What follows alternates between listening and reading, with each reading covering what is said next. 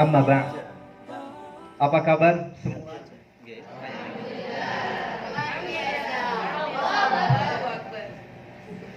Alhamdulillah, senang sekali bisa bersilaturahim, bisa berbagi ilmu, sharing ilmu, berkenalan dengan ustadz, ustadzah, sahabat Al-Quran yang ada di kota Kediri ini. Boleh saya bertanya? Boleh. Oke, siapa di antara ustadz, ustadzah, ibu bapak sahabat Al-Quran yang ada di sini punya cita-cita menjadi seorang hafiz dan hafizah Al-Quran, mutqin 30 juz? Angkat tangan. Masya Allah. Alhamdulillah. Semoga ibu bapak sahabat Al-Quran yang ada di sini Allah mudahkan semua dalam menghafal Al-Quran. Semoga ibu bapak sahabat Al-Quran setelah mengetahui ilmunya dengan izin Allah, Allah memberikan kemudahan kepada kita dalam menghafal Al-Quran, dan Allah menjadikan kita seorang hafiz dan hafidh Al-Quran, mutqin 30 juz insyaallah. Sahabat Al-Quran, jika Anda ingin menjadi seorang hafiz dan hafidh Al-Quran, mutqin 30 juz, maka ada satu hal yang Anda harus miliki. Ya, Anda harus miliki satu hal ini. Apa itu? Idza sadaqal 'abdu ma'allah, sadaqallahu ma'ah. Jika seorang hamba jujur dalam azam dan tekadnya dalam menghafal Al-Quran, sadaqallahu ma'ah, maka pasti Allah juga akan jujur mewujudkan harapannya tersebut. Idza sadaqal 'abdu ma'allah, sadaqallahu ma'ah. Jika Anda jujur dalam azam dan tekad Anda dalam menghafal Al-Quran, maka pasti Allah juga akan jujur mewujudkan harapan Anda tersebut. Sahabat Al-Quran, Al-Quran merupakan mukjizat terbesar Rasulullah sallallahu alaihi wasallam. Dan salah satu bentuk mukjizat Al-Quran adalah mudah dihafal. Betul? Ya, buktinya kita banyak melihat adik-adik kita, anak-anak kita umur 5 tahun, 7 tahun, 10 tahun menghafal Al-Quran. Betul?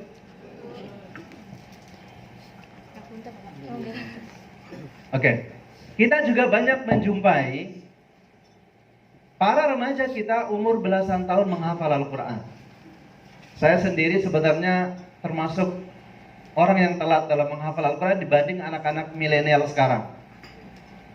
Saya menghafal Al-Quran ya ketika kelas 2 SMA, umur 17 tahun, dan saya berhasil menghafalnya dari surah Al-Fatihah sampai surah An-Nas itu selama 10 bulan. Menurut ibu bapak sahabat Al-Quran, menghafal Al-Quran 30 juz dalam masa 10 bulan cepat atau lambat? Cepat. Cepat atau lambat? Cepat. Ya, menurut saya waktu itu cukup cepat, karena peserta yang paling muda dan yang paling cepat berhasil menyelesaikan hafalan Al-Qurannya di lembaga itu saya. Tetapi karena seiring berjalannya waktu, ternyata 10 bulan itu cukup lama. Karena kalau tadi ibu bapak lihat di slide-slide saya awal, tadi ada program menghafal Al-Quran Daurah Premium, itu 50 hari menghafal Al-Quran 10 juz mutqin. Ya, 50 hari menghafal Al-Quran 10 juz mutqin. Berarti kalau dikalikan 3, 150 hari kan? Kurang lebih sama 5 bulan. Oke, berarti 10 bulan cukup lama. Karena sekarang sedang berjalan program itu, ada peserta yang baru dapat 4 hari sudah 1 juz mutqin. Jadi mutqinnya itu melalui 4 proses ujian. Yang pertama, misalkan Anda berhasil menghafal 1 juz Al-Quran dengan program ini, maka ujian tahap pertama, Anda sholat 4 rakaat, baca 1 juz itu dalam 4 rakaat. Yang kedua, tahap kedua, Anda sholat 2 rakaat, baca 1 juz itu dalam 2 rakaat. Jadi rakaat pertama baca setengah juz, rakaat kedua baca setengah juz. Tahap ketiga, Anda sholat 2 rakaat, 1 rakaat harus 1 juz, dan rakaat kedua Anda boleh membaca surah Al-Ikhlas atau surat apa saja. Dan tahap yang keempat baru ujian lisan. Ujian lisan itu ngeri-ngeri sedap. Karena pertanyaannya tidak biasa. Biasanya saya minta peserta hanya membaca, saya sebutkan halaman tertentu, dia langsung sebutkan, Dan saya minta membaca satu ayat saya minta sebutkan ayat sebelumnya, atau saya minta baca dari bawah ke atas secara terbalik.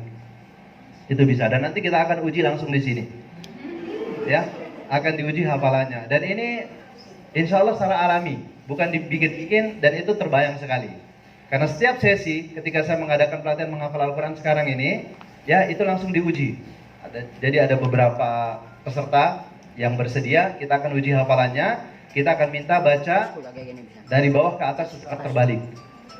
Dan itu bisa insya Allah. Kita akan praktek di sini. Ya. Dan ketika saya berumur 21 tahun, ketika tahun 2012, alhamdulillah saya bertalaki dengan salah seorang syekh yang pakar di bidang Al-Quran. Ya.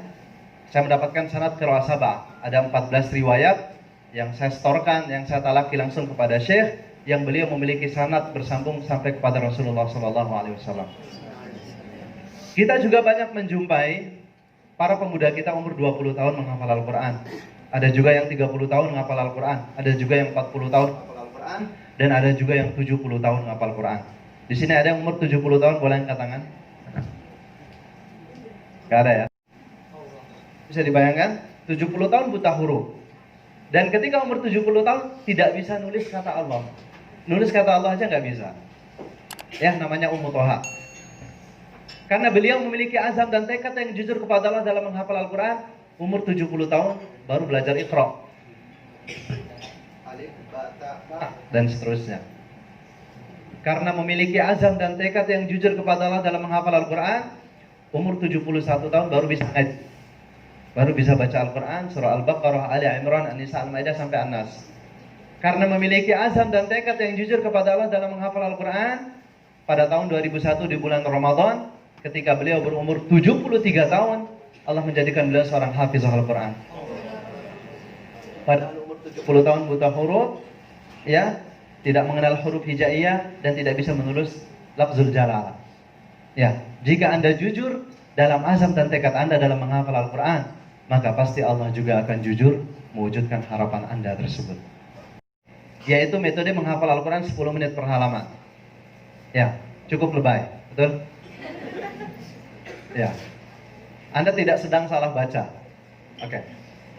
Saya akan sedikit memberikan testimoni yang manis dulu ya, nanti yang pahit.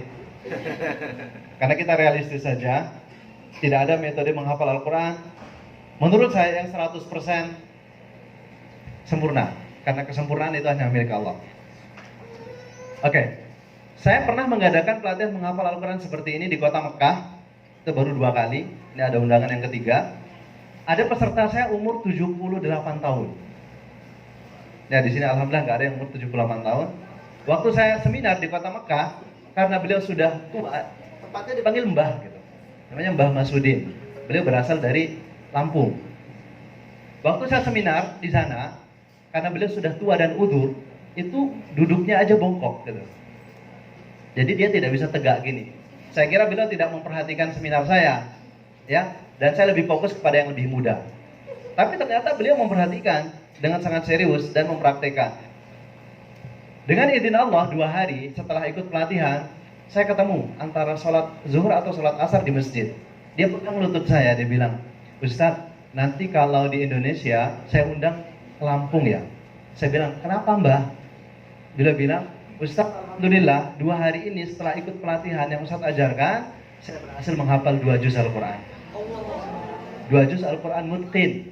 Dia bisa baca dalam sholat, dan beliau bisa melakukan aktivitas lain dan membaca hafalnya tanpa memegang dan tanpa melihat mushaf Al-Quran. Oke, ada yang umur 40-an tahun? Angkat tangan. Oke, Masya Allah. Ini saya kasih testimoni berdasarkan umur ya.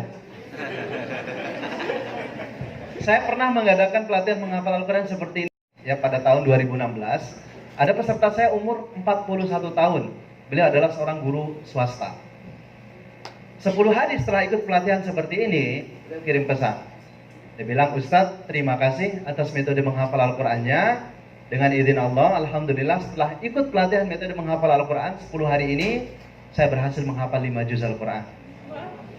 5 juz Al-Quran. Waktu itu beliau mengundang saya untuk mengadakan pelatihan seperti ini di Garut. Ya. Ada yang umur 20 sampai 30? Masya Allah. Ya. Saya juga pernah mengadakan pelatihan menghafal Al-Quran seperti ini di kota Tasikmalaya. Ada salah seorang peserta saya antara umur 20 sampai 30. Beliau berasal dari kota Subang. Ketika pelatihan seperti ini dan kita langsung praktikal, kita langsung praktek metode, saya kasih waktu 10 sampai 15 menit. Ternyata dia tidak berhasil menghafal satu halaman. Dia berhasil menghafal 2 halaman, kurang 1 baris. Hari pertama dia kirim pesan, Ustadz, Alhamdulillah hari pertama saya berhasil menghafal 1 juz Al-Quran. Hari kedua dia kirim pesan, hari kedua berhasil menghafal 2 juz Al-Quran. Hari ketiga kirim pesan, hari ketiga berhasil menghafal 3 juz Al-Quran. Dan hari ke-6, waktu saya ngisi pelatihan menghafal Al-Quran seperti ini di Kolaka, Sulawesi Tenggara, dia kirim pesan, Ustadz, tolong sampaikan kepada sahabat Al-Quran, 6 hari ini saya berhasil menghafal 5 juz Al-Quran. 3 juz dari belakang, 2 juz dari depan, dan saya siap diuji hafalannya. Itu pada tahun kepada Al-Quran, berinteraksi dengan Al-Quran, insya Allah Al-Quran akan mampu mengubah hidup dunia kita menjadi lebih baik, insya Allah. Oke, tidak berpanjang lebar, kita langsung masuk ke materi. Siapkan catatan terbaik Anda, insya Allah ini akan menjadi momen bersejarah. Saya nggak minta DP, saya nggak minta identitas, tapi ada syaratnya loh Bu, Pak. Ya, kalau Anda ingin mudah menghafal Al-Quran dengan metode ini, ada syarat yang harus kita sepakati. Kalau Anda tidak melakukan syarat ini, saya tidak jamin Anda bisa mudah menghafal Al-Quran dengan metode ini. Siap, sepakat? Siap. Oke, silahkan Anda tulis. Saya tidak akan sampaikan dalam slide PowerPoint. Ya, saya tidak akan sampaikan dalam slide PowerPoint. Oke, syarat yang perlu kita sepakati sebelum mulai menghafal Al-Quran ini ada 6. Dan Anda harus lulus ke-6 syarat ini. Kalau syarat pertama Anda tidak lulus, saya yakin syarat berikutnya agak sulit lulus. Oke, mudah sekali. Syarat yang pertama, jika Anda ingin mudah menghafal Al-Quran dengan metode ini adalah tersenyum bahagia. Apakah Anda sudah tersenyum hari ini? Oke.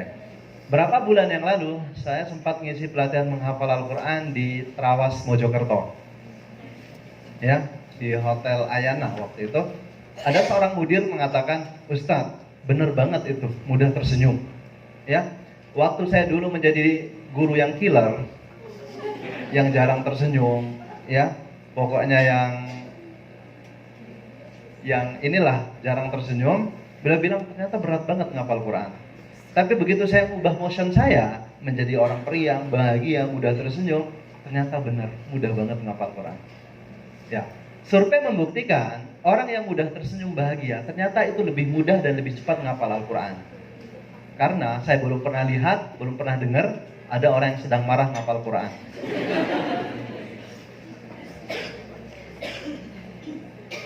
Menurut penelitian, ketika Anda marah 5 menit kepada suami Anda atau kepada istri Anda atau kepada anak Anda atau kepada siapapun, Anda marah 5 menit, maka itu akan membuat imun dalam tubuh Anda, daya tahan tubuh Anda akan mengalami stres dan depresi selama 6 jam.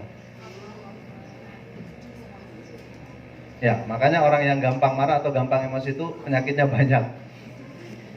Oke, ketika Anda tersenyum bahagia, di dalam tubuh kita ada yang disebut dengan hormon endorfin dan serotonin. Kalau Anda tersenyum bahagia, hormon endorfin meningkat. Fungsi dari hormon endorfin itu adalah mendatangkan good mood. Makanya kalau orang yang marah itu bad mood. Tapi begitu Anda ubah, ya, Anda ubah marah Anda menjadi motion senyum bahagia, itu langsung akan berubah menjadi good mood, mood yang baik. Nah, sementara hormon serotonin itu fungsinya menumbuhkan benih-benih kebahagiaan, membuat Anda semakin berenergi, semakin semangat dan semakin termotivasi. Makanya kalau orang tersenyum bahagia itu kelihatannya berenergi, gitu ya, lebih termotivasi ketimbang orang yang gampang marah atau gampang emosi, lihatnya aja malas gitu. Betul nggak? Dan yang paling penting, ketika Anda tersenyum bahagia, ya, ternyata itu mampu meningkatkan daya fokus dan konsentrasi. Mampu meningkatkan daya fokus dan konsentrasi. Oke, jadi nanti sebelum Anda mulai menghafal Al-Quran, cobalah tersenyum bahagia. Tersenyum kepada suami Anda, atau kepada istri Anda, kepada anak-anak Anda. Kalau tidak ada orang, gampang. Lihat aja cermin. Bercerminlah. Ketika Anda melihat wajah Anda yang tersenyum bahagia, menghafalnya insya Allah itu lebih mudah. Tapi ketika Anda melihat wajah Anda cemberut, tidak rapi gitu, kusut, jangan ngapal. Itu berat. Biarkan aku aja. Oke, itu kalau kita lihat dari sisi medis ya, atau dari sisi kesehatan. Kalau kita lihat dari sisi pandangan agama, lebih dahsyat lagi, karena Rasulullah bersabda, tabassumuka fi wajhi akhika shadaqah. Senyum tulus di hadapan saudaramu itu adalah sedekah. Bahkan di dalam hadis yang diriwayatkan oleh Abu Darda, beliau berkata kepada Rasulullah, "Ya Rasulullah, dullani ala amal." Tunjukkan kepada saya satu amal, yudkhiluni ilal jannah, yang bisa membuatku masuk ke dalam surga. Apa kata Rasulullah? La taghdab walakal jannah. Jangan marah, maka untukmu surga. Karena betapa banyak orang yang tidak suka dengan kita karena lihat wajah kita yang kecut. Betul? Betapa banyak orang yang menghindari kita karena melihat wajah kita yang kusut. Betul? Betapa banyak orang membenci kita karena melihat wajah kita yang tidak rapi, perlu disetrika, digosok biar rapi. Karena Rasulullah ya mengajarkan kita doa, Allahumma inni a'udzubika minal hammi wal hazan. Ya Allah, aku berlindung kepadamu dari rasa gelisah dan dari rasa sedih. Karena sedih yang berlebihan itu mematikan hati. Karena sedih yang berlebihan itu bisa menjadi pintu syaitan. Karena Allah merekomendasikan Al-Quran mudah dihafal dan Allah akan membantu bagi siapa saja yang mau menghafal Al-Quran. Oke, ini syarat yang pertama. Apa itu? Ya, dia berhasil menghafal surah Al-Baqarah selama 6 hari. Salah satu testimoninya, sebelum menghafal Al-Quran dia banyak minum air putih. Ya, dia banyak minum air putih. Kenapa, teman-teman? Karena Allah berfirman di dalam surah Al-Anbiya, "Waja'alna minal ma'i kulla syai'in hayyin." Dan kami jadikan semua yang hidup itu berasal dari air. Ya, kami jadikan semua yang hidup itu berasal dari air. Kalau kita survei, kita ke negara-negara maju misalkan, seperti Singapura, Jepang, dan lain sebagainya, ternyata mereka minum air mineral, air putih, itu pakai timing, pakai waktu. Jadi beda dengan kita. Kalau kita minum air itu pas lagi haus. Betul nggak? Pas haus baru minum. Kalau mereka tidak. Jadi minumnya itu pakai timing. Ya. Jadi meskipun tidak haus, kalau sudah jamnya seperti itu dia akan minum. Ya. Karena begini. Bagian tubuh kita atau organ tubuh kita itu kandungan airnya 80%. Ya. Sehingga kalau tubuh kita ini mengalami kekurangan air, maka pada saat itu tubuh kita akan mengalami dehidrasi. Apa yang terjadi? Ya, fungsi-fungsi berpikir kita melemah. Tingkat fokus dan konsentrasi kita tidak baik. Ya. Oleh sebab itu, makanya di dalam penelitian dikatakan, otak manusia itu kandungan airnya kurang lebih 75%. 75%. Sehingga ketika otak kekurangan air, maka pada saat itu otak juga akan kekurangan oksigen. Apa dampaknya? Sel-sel dalam otak tidak berkembang. Sel-sel dalam otak ya mengkerut, mengecil, bahkan bisa mati. Dan otak tidak bisa memberikan fungsinya dengan baik kalau otak kekurangan air. Ya, maka itu membuat Anda gampang ngantuk. Gampang ngantuk itu efek dari tubuh mengalami kekurangan air. Gampang capek. Nah, gampang capek juga ketika tubuh mengalami dehidrasi. Anda tidak bisa maksimal dalam fokus dan konsentrasi. Itu efek juga daripada ketika tubuh mengalami kekurangan air. Bisa dipahami? Ya. Oke. Jadi nanti sebelum mulai menghafal Al-Quran, cobalah minum air putih dulu. Ya, 1 gelas kah atau 2 gelas. Kalau minum teh atau kopi boleh nggak Ustadz? Boleh. Nanti setelah ngafal.